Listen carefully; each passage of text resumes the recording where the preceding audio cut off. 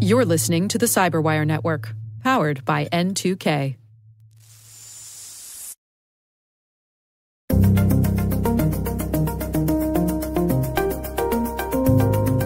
We tried to reach out to Twitter through their press email, and their automatic response now is a poop emoji.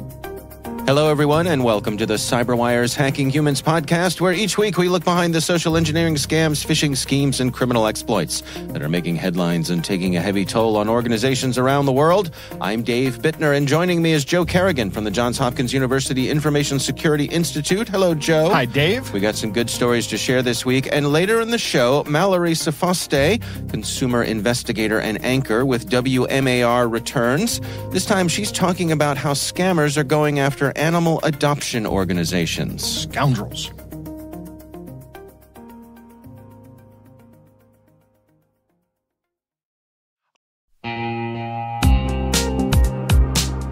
But first, a word from our sponsor, KnowBe4. Where would InfoSec professionals be without users making security mistakes? Working less than 60 hours per week, perhaps.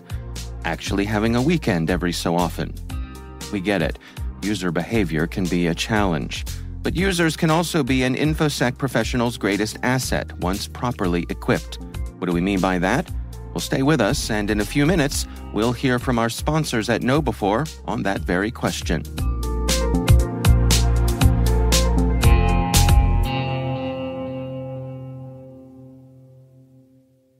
All right, Joe, it is good to be back. We were away for a week while I was recovering from a little dash of COVID. A little dash, that's how we call it now. A little dash of COVID. I don't want to, COVID is not fun. And No. While I would say I had a minor, not minor, what do you call it? Not a minor bout with it. It was not bad. It was survivable, apparently. Yes. So far, so good. But And for I the 2 wouldn't weeks wish it on before that, anyone. I was not feeling well. No. So we didn't record in person. I think this is the first time you and I have been in the same room for about a month. Yeah.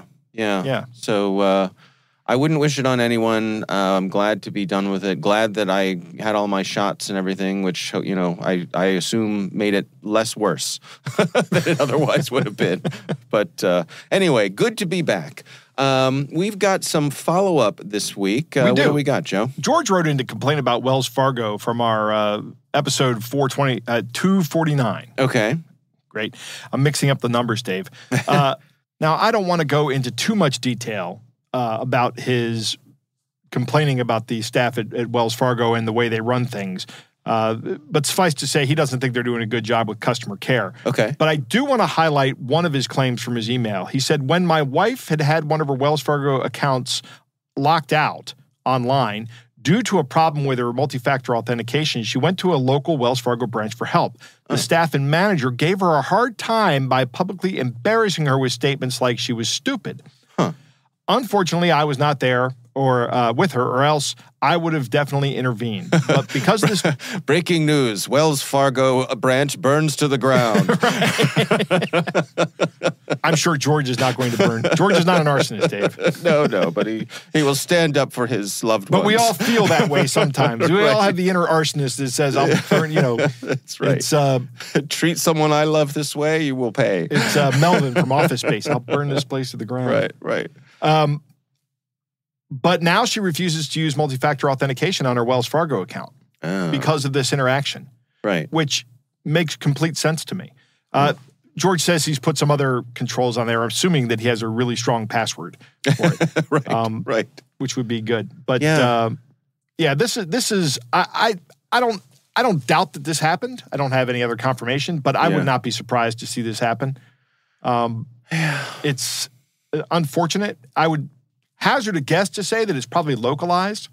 I hope so. George was triggered by our story in episode 249 to say, I had a bad experience with Wells Fargo too. Yeah. And here it is. Yeah. It's unfortunate that this kind of thing happened. It is. And, look, everybody has a bad day and we all have moments we wish we could take back where we weren't as kind or gracious with other people. But if You work at a there's bank. no excuse if you're in a customer service position to shame a customer or make them feel bad about themselves. So that's just unacceptable. Yeah, the person has come in to get their online account locked out or unlocked. You're supposed to just help them with that. Don't ridicule them for it. It's, you know what? For a lot of people, this is the first time they're doing it. Right. There are going to be bumps in the road. Yeah. Understand that. They would no longer have my business. Yes. Suffice it to say, that's how I would have responded too. Yeah. All right. Well, our thanks to George for sending in that story. Let's jump into our stories here. My story comes from a listener named Keefe who wrote in. This is a story from the Wall Street Journal, written by Jaewon Kang. And it's titled, Scammers Target Stores with Bomb Threats Seeking Bitcoin and Gift Cards. So evidently some of the bigger, well-known national retail chains, organizations like Kroger and Walmart and Amazon, Whole Foods, they have received bomb threats at stores. And it seems like this isn't localized to one area. It's happening across the nation. They're receiving bomb threats where the person threatening the bomb calls in and says that, for example, a pipe bomb has been placed in the store, and if you don't pay $5,000 in Bitcoin, or some of them have demanded gift cards, we're going to set off the bomb. And of course, the store has to take this seriously. Right. So typically we're talking about evacuating the store, calling law enforcement, bringing in a bomb squad, or at least, dogs to sweep the store, and so on and so forth. And I don't know what the income rate of a large store like this is, but I can imagine when you're talking about a Whole Foods or a Walmart, if you shut down for a couple hours, which I think something like this would shut down the store for a couple hours, you're probably going to lose more than $5,000 in revenue. Yes. So I wonder if this is spreading because it's working. I wonder if there are cases where the stores are doing the math and paying off the terrorists. Right, yeah. Because it's cheaper. I would bet, I don't know. That would be a good question to ask. I would like to know the answer to that. Yeah. We probably would never know. I mean, they wouldn't want to publicize it. People, here's the thing. There would certainly be coverage of the bomb threat, because I don't suppose a store could wave off a bomb threat. Because what if a bomb goes off accidentally? Right. Right? Now look, there's probably no bomb. Right. I mean, I think we can all agree there's probably no bomb. If somebody calls in a bomb threat, though, and says, we're going to detonate it with, if you don't give us the $5,000. Right. The only response is to pull the fire alarm and evacuate the building immediately. Yeah. Just hang up the phone and do that. Because you don't sit there and try to negotiate with them at that point in time. Just evacuate the building. Yeah. The question I have is, are these guys calling up to these places and saying, look, we could shut you down with a bomb threat. If you don't give us $5,000, we'll call a bomb threat in to the local police. Right.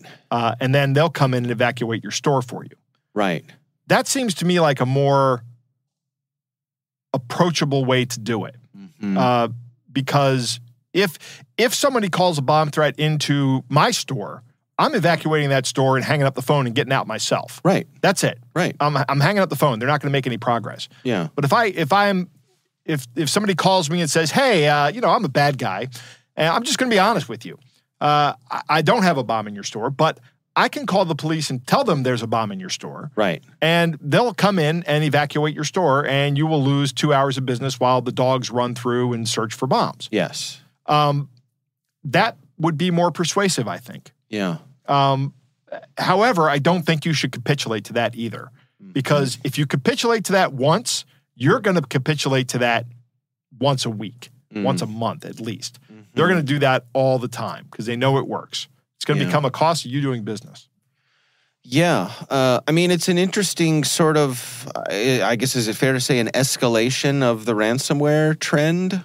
Yeah, I think it's a low effort. I don't even know if I'd call this ransomware. This is like I mean, you're holding the store hostage, basically. Yeah, you're holding the store hostage, but it is a ransom, but it's not, there's no where, there's no software, there's no technical expertise in this. You're just trying to scare people. Right, it's a threat. Mm-hmm. Right, it's a threat. Mm-hmm. I don't... And so low effort. This article doesn't point to any cases that were successful where, they don't highlight any times when the stores paid the demand. They do point out that there have been other cases of stores being threatened for other things. There was a story, they say earlier this month, some Target stores got threats because the retailer had LGBTQ merchandise in the stores. Yes, and I think there was some talk of burning a Wells Fargo office to the ground. Yeah, right. People were, and again, they had to take those threats seriously. Right, absolutely they do. Yeah, but there was no money exchanged there. So, it's interesting. It's tough on the employees, obviously, tough on the folks who want to purchase things at these stores, tough on law enforcement because they've got to go. These have to be taken seriously. But I wonder, too, the other side of this where part of what enables this sort of thing is the degree to which we can still have anonymity when it comes to making a phone call. Right. And that's a problem. It is. Well, is it? I mean, do you need anonymity when you're making a phone call? That's a good question. Well, when you're making this kind of phone call. Yeah, when you're making this kind of phone call, absolutely. But, what I'm saying is you can use, voice over IP account. You can get a burner phone call. A burner phone. Right. You could go to Walmart, buy a burner phone, and call the Walmart. Maybe you can look around for a payphone. When was the last time you saw a functioning payphone? You know what? I can tell you the answer to that. I saw a functioning payphone at Disney World. Yeah.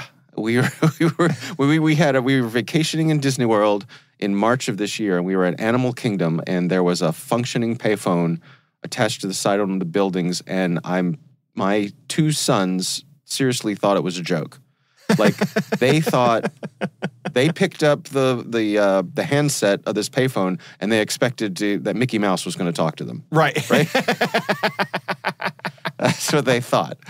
But no, it was a dial tone, and I don't even know if my younger son has ever heard a dial tone, right? There's a great video out there of showing a bunch of kids, like 10 or 11-year-old kids, a rotary phone and saying, make a phone call on this phone. Right, here's my number. And they can't do it. Because nobody's ever gone through the 3 minutes of instruction it takes to use a telephone. Yeah.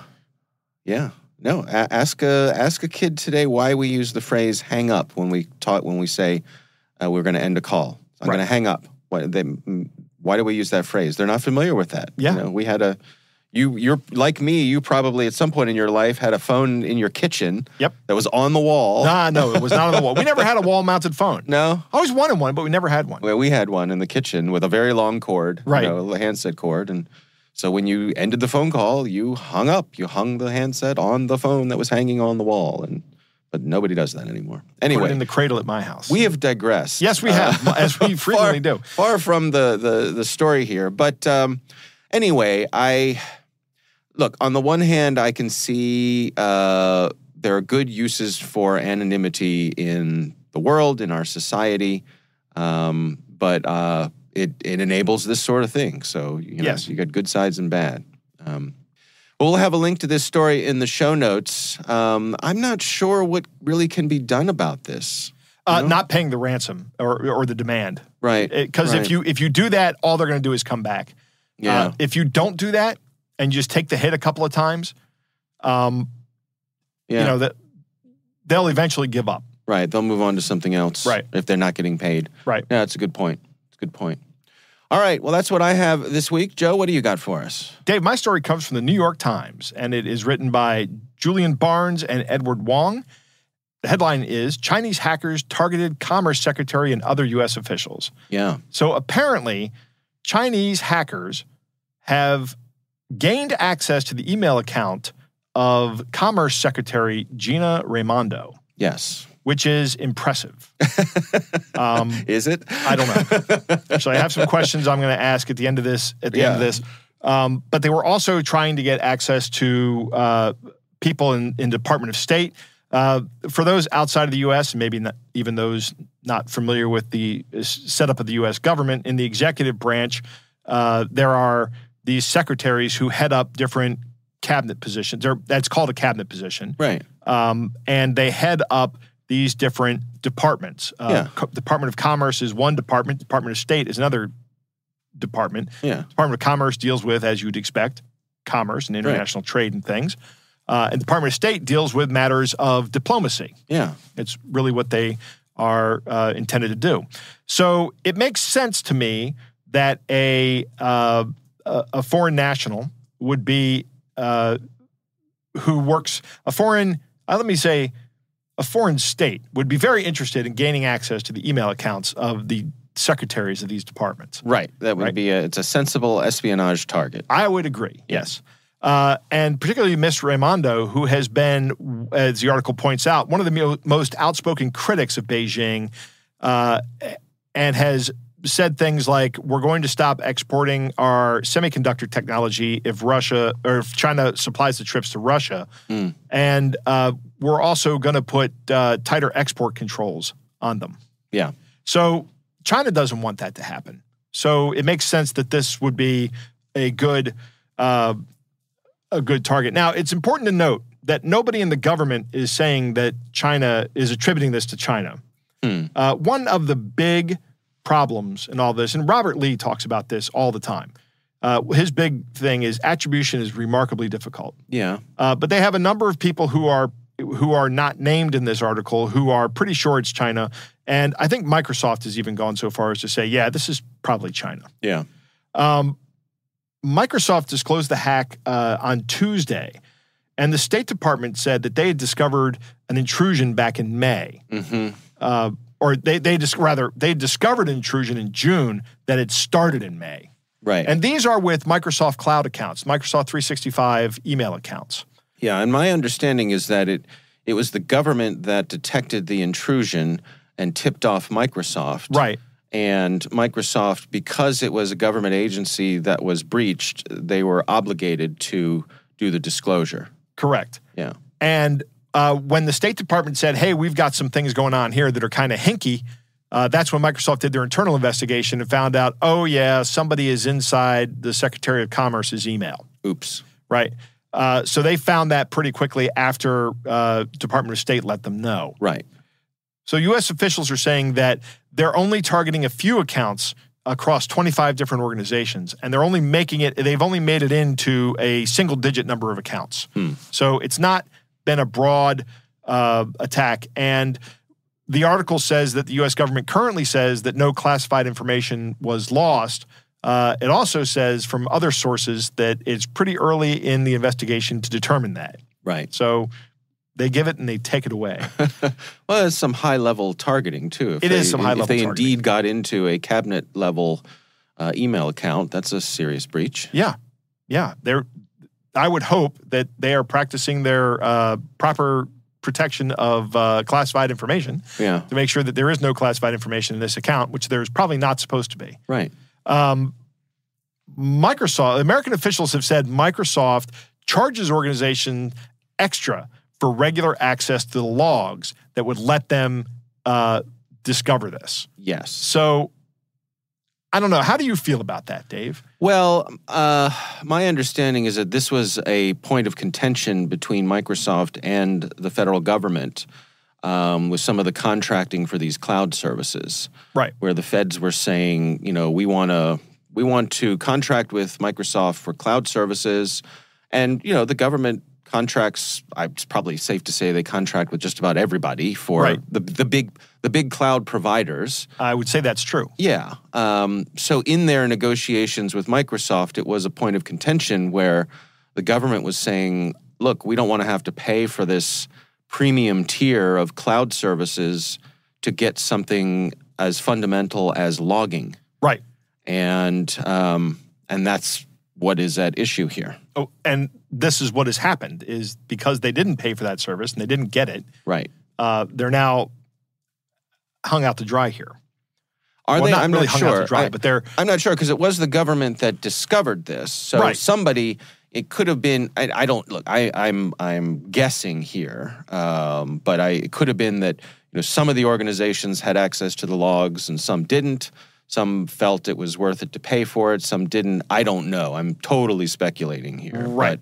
But, I have a couple of more fundamental questions. Okay. Why are large government organizations like Department of State and Department of Commerce even using Microsoft Cloud services to host their email? These probably cheaper. It's cheaper, but I don't know. Is it cheaper? It would be a good question to ask, because especially if you're having to pay for log files or log service. Let's just say it's a service. Yeah. I've spoken to people who work in security in the government. Right. And one of their big concerns, one of the things that I've spoken to a person who works in, okay. Let me say it that way. And he and I were talking, and he was like, we're not going to the cloud with our email services because, first off, we need to be able to monitor that very closely. Yeah. And this is one of those examples where it's pretty easy to predict what's going to go wrong here. And you're not going to have any insight into the system. Yeah. And you're going to be relying on the cloud vendor to provide it. If they miss it, then, I have a lot of questions here, Dave. Yeah. Yeah. I think it's a risk assessment. Yeah. Right. And so far we're talking about non-classified email accounts. Right. So you put that reality into your risk assessment and you weigh that against the costs and you say, what would happen if this account got breached, and what level of security is Microsoft promising us for the price we're going to pay, and somewhere along the line, somebody made the assessment, or Microsoft won the contract. Yeah. And here we are. Right. My other question, and this is a big question, is why are government organizations not using some kind of physical security device like the CAC, the Common Access Card, that would authenticate them much like a YubiKey does? I don't know if it's the same. I don't think it's the same protocol, but it's a fairly available protocol. Or if Microsoft can't do CACs, why not just use YubiKeys? Yeah, or Titans? I don't know. They may be. I mean, my understanding is that this hack has something to do with the threat actors being able to generate secure keys in a way that Microsoft had not anticipated. I see. Yeah. That's interesting. Yeah. So they've defeated some security feature. That's my understanding. So this is an advanced nation-state actor. Yeah. Well, I think it's a combination of an advanced nation-state actor and a bug/vulnerability that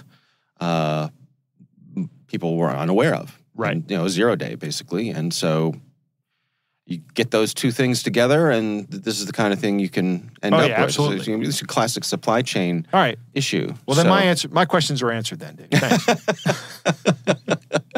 You want to choose a different story this week, Joe? No. I'm sticking with this one. Okay, very good. Very good. But you know what? I think your questions are good, and it does highlight the complexity of all of this. Yeah, absolutely. Look, security's hard. It is. Right?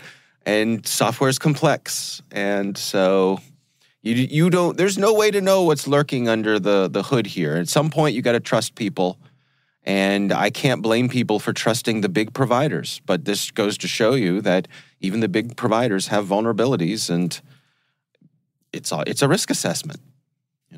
Yeah, it always is. Yeah. All right. Well, those are our stories for this week. We will have links to those in the show notes. We would love to hear from you. If there's something you'd like us to discuss here on the show, you can email us. It's hackinghumans@n2k.com. Joe, it's time to move on to our catch of the day.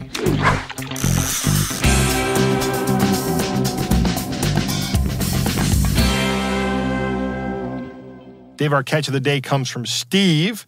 It is it's just an advanced fee scam. Or something of that nature, but it's pretty good. Okay. So it says, Dear Sir, I am Barrister Andre Dinish, the lawyer to Miss Hannity Kearns, late. My client, Hannity Kearns, was born on the 27th of June, 1955, in 1959, in the Ukrainian SSR, Soviet Union, now Ukraine. Unfortunately, he died of COVID on the 17th December 2020 in Berlin, Germany at the age of 61. I bring you a proposal that will change our lives forever. Mr. Henry Kearns was a top politician in Ukraine, known for his political stride. While he was alive, he was a member of a political party known as Kearns Bloc and was a mayor of Kharkov from 24th November 2010 till death.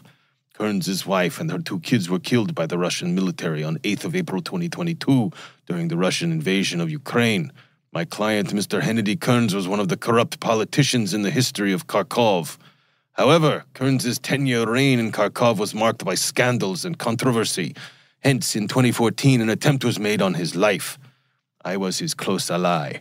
My client made a fixed deposit of $39,800,000 using a company which never existed. I was the person that handled most documentation of his shady deals while he was still mayor of Kharkov. This is a lifetime opportunity that will change our lives forever. I'm going to recommend you as the beneficiary of $39,800,000 so that the funds will be released directly to your bank. All I require from you is honesty and cooperation to enable us to see this transaction through. We're going to share the funds in 2 equal parts, 50% for each. The transaction will be executed under a legitimate arrangement that will protect us from any breach of law. I advise you to keep this matter confidential. Get back to me, whatever your decision, as I wait for your prompt response. Yours in service, Barrister Andrei Denis. So, it's pretty awesome. It's the Kearns was the mayor of Kharkov and did die of COVID in December of 2022. So I did a cursory amount of research. I don't know if his wife and children were killed. I don't think that's the case. Yeah. But Steve notes, I love the mashup of current events in the Ukrainian war with needing an honest money laundering mule. Right. So right. I thought this was just fantastic. Yeah.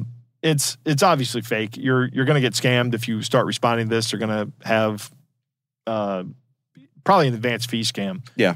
To release the money. Yeah, probably. And as always, they will keep hitting you up for money until you either run out of money or realize it's a scam and stop paying them. Right.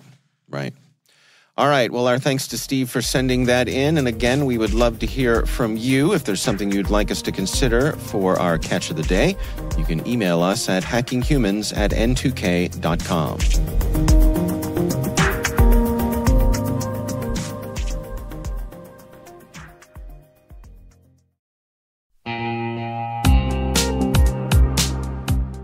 We were talking about making users into an asset for security professionals. Simply put, users want to do the right thing. They're often just lacking the knowledge to do so. That's one of the reasons KnowBe4 has released Security Coach, a real-time security coaching tool that takes alerts from your existing security stack and sends immediate coaching to users who've taken risky actions. For example, imagine a user has visited a high-risk website or tried to open a document containing malware. Existing security tools will likely block that action, but the user might not understand why.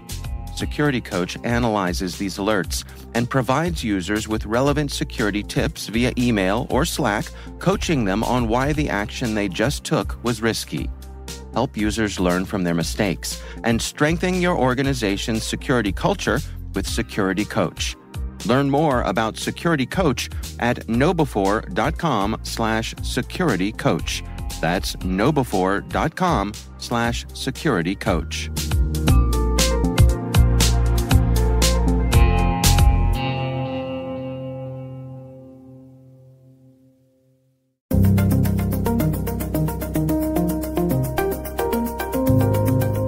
Joe, I recently had the pleasure of speaking with Mallory Sofaste.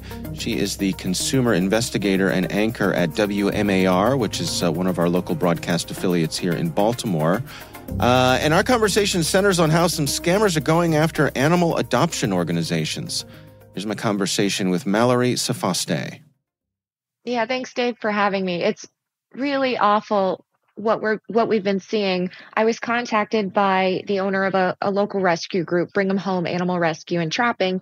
She was extremely frustrated because on May 17th, she discovered that she lost access to her Facebook page, and she needs that page to post about animals that are up for adoption, to be a resource if someone needs to rehome their animal if they're in a bad situation, and also to fundraise because she relies on these funds to care for these animals. A lot of them need medical attention, and this was kind of her tool and her platform to do all of that.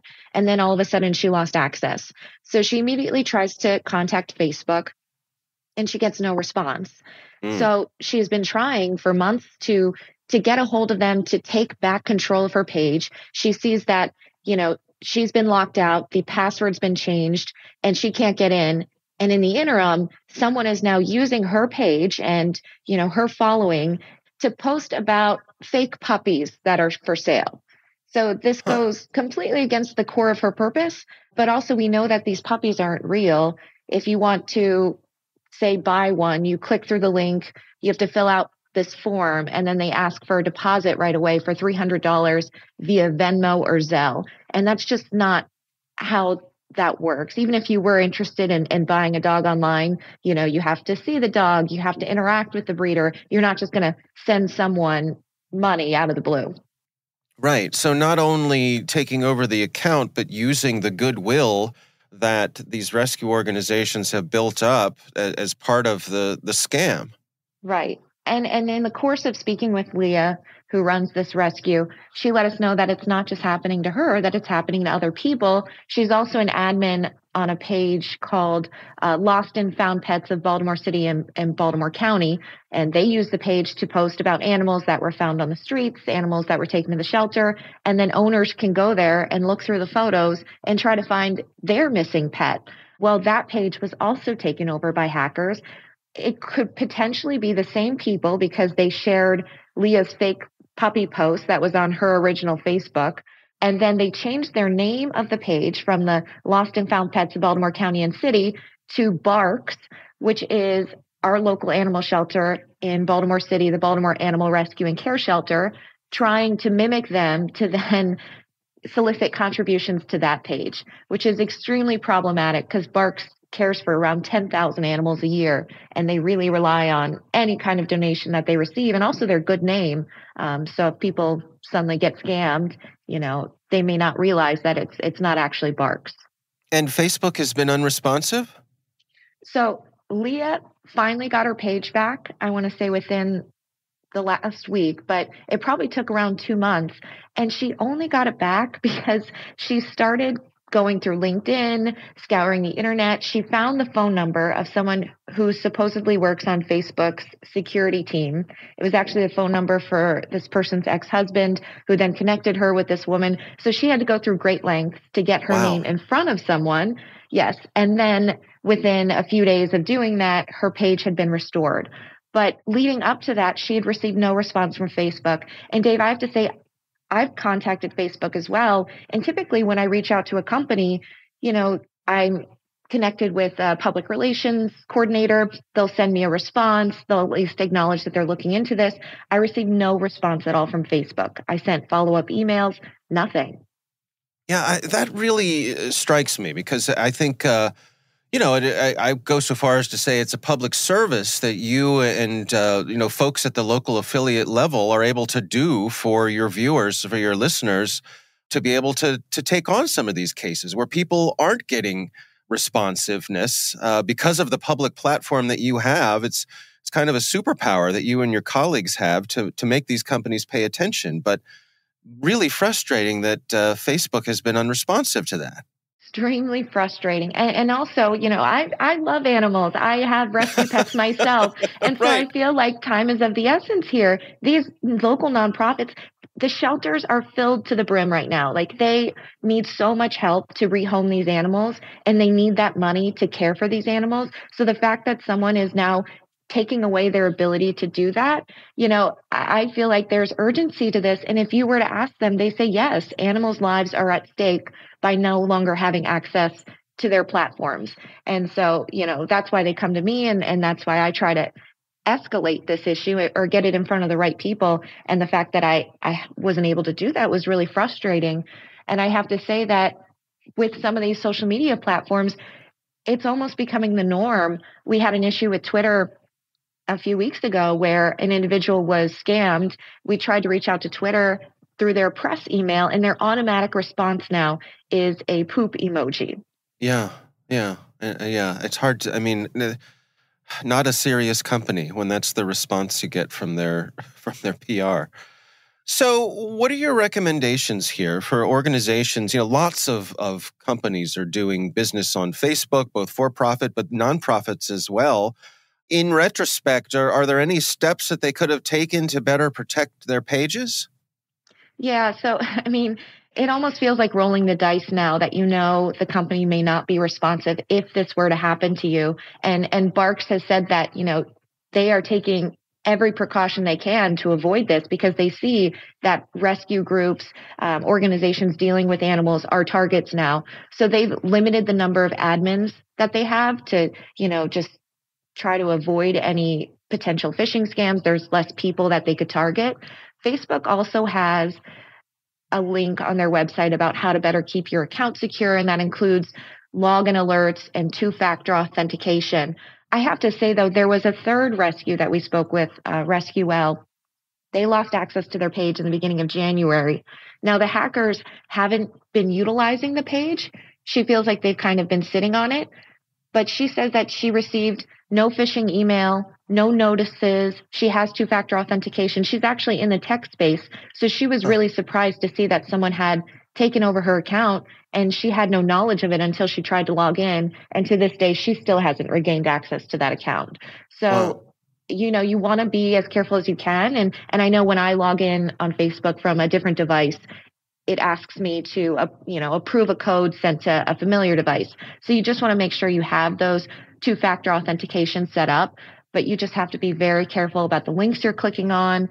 With Leah and her rescue, she suspects that she was hacked after receiving an email from Pet Finder, although it wasn't really Pet Finder, and it was asking for her to confirm her nonprofit's details and clicking on that link. And so she thinks that might have been how her account was compromised. But again, that wasn't the case for several others.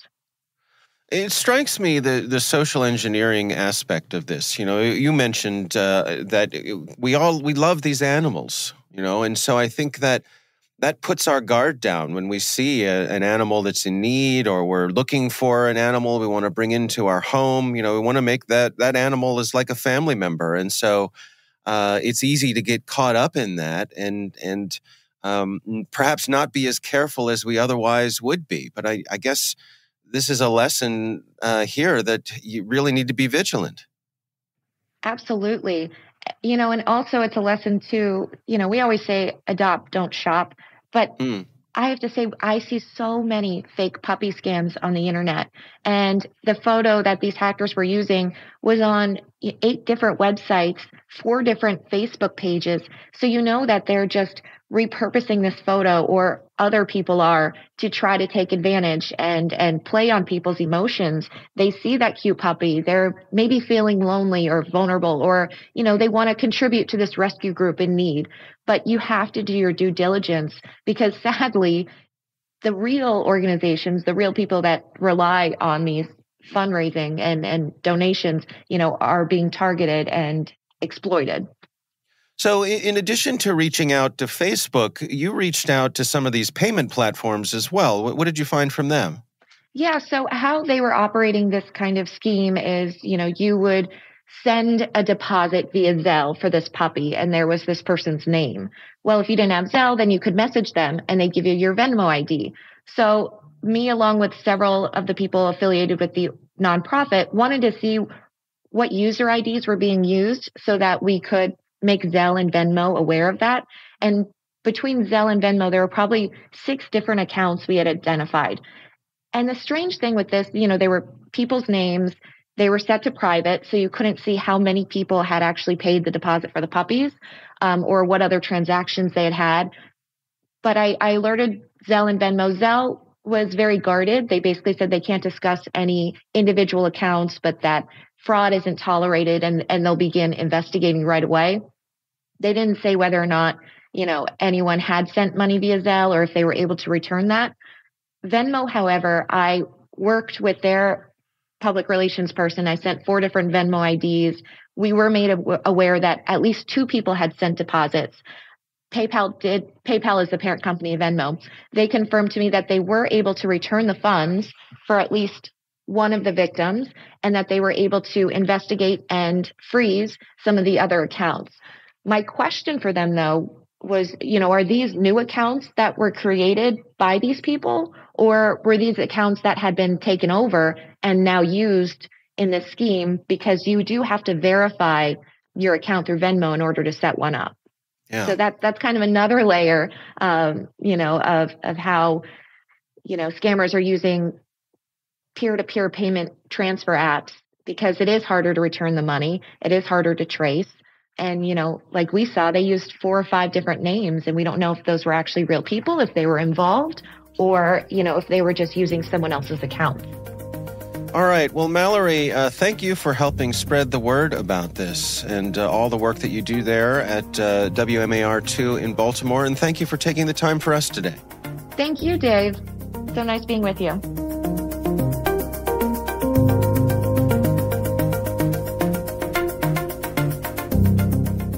Joe, what do you think? More screaming into the void of big tech, Dave. Yes. This infuriates me. Listening to this story is just more frustrating. I was on LinkedIn the other day, and one of my connections was talking about one of his connections that had his account suspended because they thought he was a bot because of the frequency with which he was posting. Huh. And he was asking people if they knew anybody at LinkedIn, and he was tagging people at LinkedIn, or respondents rather, were tagging people at LinkedIn, and people who still worked at LinkedIn would not respond. They weren't responding to it. Yeah. And people who didn't work at LinkedIn said, well, maybe you should talk to this person. Because the person, I checked on this, the person who did respond no longer worked at LinkedIn, but did work at LinkedIn and said, well, try this person. But that person never responded. Yeah. It's not their problem, Dave. I know. But it makes sense to me that someone would want to take over an adoption page for animals so that they can scam people with fake puppies. That seems like a real opportunity for a scammer. Right. Even if you were faking adoption of animals, not just the sale of puppies, you could still make money by scamming people with adoption fees. We need a deposit of an adoption fee. Right. And some of the adoption fees at some of these agencies around here are steep. Yeah, it's true. I have also adopted 2 dogs out of a, I don't want to call it a shelter. It's an organization out of West Virginia. Okay. And we've gone up there because we have connections up there and because the fees are a lot less. Huh. Right. And now we've built a relationship with the folks. So, we know who they are. Mm-hmm. And our next dog will probably come from there. Hopefully that won't be for a very long time. Right. Because right now I have 2 dogs, and in my opinion, that's 1 dog too many. Okay. But I love both my dogs, and I couldn't ever do anything. I couldn't ever change the situation that I have 2 dogs. Sure. So no angry email, please. Sure. Interesting that they're asking you to fill out a form. That is probably another way to capture information they're going to use to either sell, or I doubt these guys are actually going to go ahead and do some identity theft. They're probably just aggregating information so they can sell it. Right. That's another branch of their business model. And they're taking over. It was interesting when Mallory talks about the guys that took over one page and then set it up to impersonate Barks, which is the animal rescue for Baltimore City. Yeah. The animal control for Baltimore City. Right. So, I mean, that's terrible. Yeah. Because now you're directing traffic away from Barks, right, the actual legitimate service, and you're impersonating them. Right. It's kind of a double whammy. Yeah. Yeah. And you're taking this Baltimore County organization, for those who are outside of the Maryland area, didn't grow up in the greatest state in the union, Dave. You tell no lies, Joe. My son-in-law, who's from Pennsylvania, says that Maryland has the highest ratio of pride to land mass. Okay. All right. That's funny. in the Union. I don't know. Has he been to Rhode Island? But Not a lot of landmass there. I don't know. No. Yeah, that's a good question. No, but yeah, I again, no lies told. Right. Yes, West Marylanders are fiercely proud of our little home state. But anyway, Baltimore City and Baltimore County are two different jurisdictions. Yeah. The county is all around the city, but the city is not part of the county. Right. It's not beholden to anything. So the fact that they're going after a Baltimore County organization and impersonating a Baltimore City organization, I think that's interesting. But I don't think it really matters for what they're doing. They're just harming two groups of people at the same time. Yeah. Right. And for that, I hope they're caught, although I doubt anything will ever happen to these guys. Right. The length that Leah had to go to get her page back, that Leah's the person that Mallory interviewed, that is unacceptable. That she had to go on LinkedIn, find people who worked at Facebook, call that person up, say, oh, that's actually my ex-spouse. Let me put you in touch with them. Yeah. First off, that's a huge amount of dedication on the part of Leah. Mm-hmm. So kudos to Leah. But you shouldn't have to do that.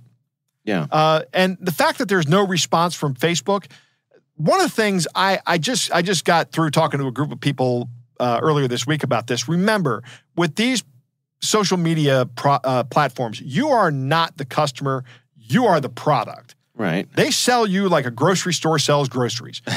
And if a grocery store drops a bottle of ketchup on the floor, they don't turn to the bottle of ketchup and go, how can I help?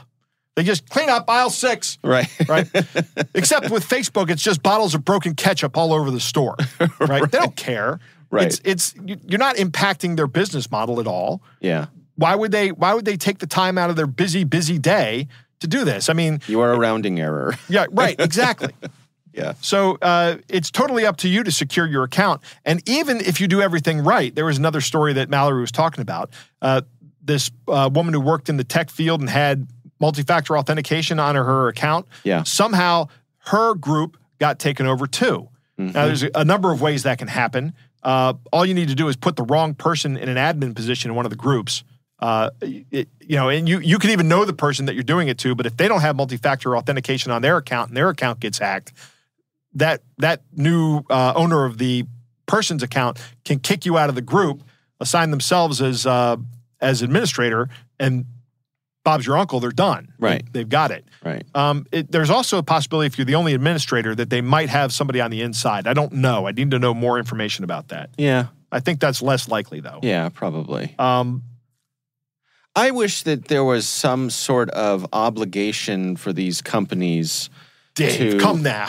I know. It's adorable for me to say these things, but I wish there was some sort of obligation for these companies to operate at a human scale when it comes to customer service and responsiveness. In other words, if you're going to run as a business, then you have to be reachable in a reasonable amount of time. Yeah. And that's not the case right now. No. There's not going to be the case anytime soon. And I think it's bad for us that we've allowed this to happen. Dave, that would severely impact their profits. Exactly. Exactly. On the discussion on the peer-to-peer money apps is interesting as well. I think these apps are very difficult to monitor. I don't know what's the word. I don't like them. Yeah. I don't use them. I have used them in the past. I don't like using them. Huh. But my biggest concern with this is when you send money over these accounts, over these peer-to-peer things, it's pretty much gone. Right. Although Venmo in the discussion did a really good job of getting somebody their money back. Yeah. If I was going to speculate on how they're doing it, I would say that they're taking over accounts. They're taking over verified accounts. Yeah. To get access to them, and then they're probably sending the money via whatever the Cash App or Venmo or Zelle or whatever around to other accounts. They may have a whole network of these things where they move the money through. Yeah. Convert them to crypto and off they convert go. it to crypto. Yeah.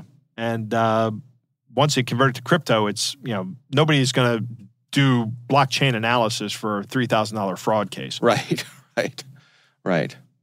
Well, I want to thank Mallory Safaste for joining us again. She's been on our show a number of times. She has. And I've interviewed her once. Yeah, I always appreciate her taking the time for us. As I mentioned in my conversation with her, I think, the work that they're able to do there as broadcast affiliates to shine a light on these things and, use the attention that they can bring to these things to try to get things taken care of. Right. That's a real service to their community. And so I'm glad that she's in a position to do that and that's still happening, because the broadcast affiliates don't have the power or influence that they once had. Right. So the fact that they still find value in doing this for their community, I think that's a good thing. I would agree. Yeah. Although I will point out that she got no feedback, nothing back from Facebook, and a poop emoji back from Twitter. Yeah. So it seems to me like these big tech companies have just written off local media, and I think maybe this needs to be handled by a large, one of the larger news networks. Yeah. Somebody just hammers on these guys day and night. Yeah. Well, and sometimes that's how it happens. Right. A local affiliate gets hold of a story, and then the network that they're affiliated with runs with it, and off you go. So yeah. We'll see. I was a member of a Facebook group that got taken over, and one of the members was able to post a link to a new group. They just started a new group, is what they did. And everybody, it was a small group. It was only like 600 people. Okay. But we all went to the new group. And I don't like Facebook. I hate it. It's the only social media platform I'm on regularly. And yeah. It's not on my phone.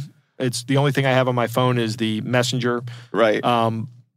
And that's what draws me into the web interface is the Messenger. I go, let me check and see who's sending me this message. And yeah. Yeah. Look, there's no doubt it has utility and people find value in it. I'm not on Facebook, but my wife is. And did you start a Threads account? No. No? No. No. I'm not doing that either. No, I transitioned from Twitter. I locked down my Twitter account and I went over to Mastodon, and I'm very happy over on Mastodon. It's not algorithmically driven. There's no ads, and it's the way the internet used to be, Joe. Oh, maybe I'll reactivate my Mastodon account or start a new one. Yeah. So I'm content there for the moment. I don't feel the pull from any of these other young whippersnapper startup social media companies. So it's not a whipper. That's Mark Zuckerberg. He's not a whippersnapper. Well, no, but he's younger than me. So yeah, he's younger than both of us. There you go. All right. Well, again, our thanks to Mallory Safaste for joining us. Again, she's the consumer investigator and anchor at WMAR TV in Baltimore, and we do appreciate her taking the time.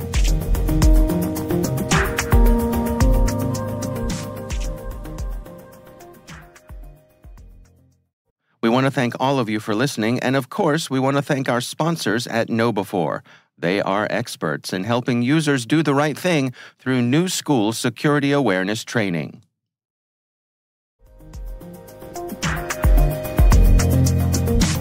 That is our show. We want to thank all of you for listening.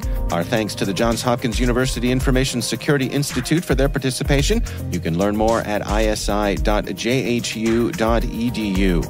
N2K Strategic Workforce Intelligence optimizes the value of your biggest investment, your people. We make you smarter about your team while making your team smarter. Learn more at n2k.com. Our senior producer is Jennifer Iben. Our executive editor is Peter Kilpie. I'm Dave Bittner. And I'm Joe Kerrigan. Thanks for listening.